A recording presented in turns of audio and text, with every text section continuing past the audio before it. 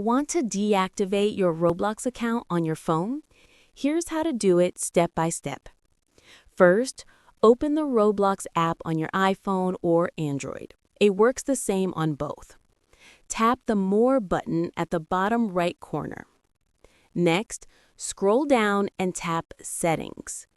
From there, select the Privacy and Content Restrictions option.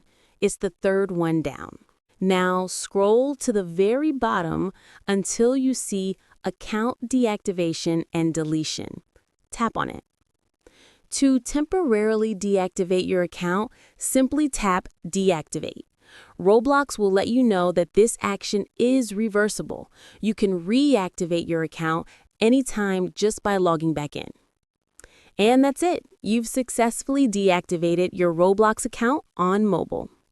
If this helped, tap like, leave a comment if you tried it, and subscribe for more Roblox how-to guides.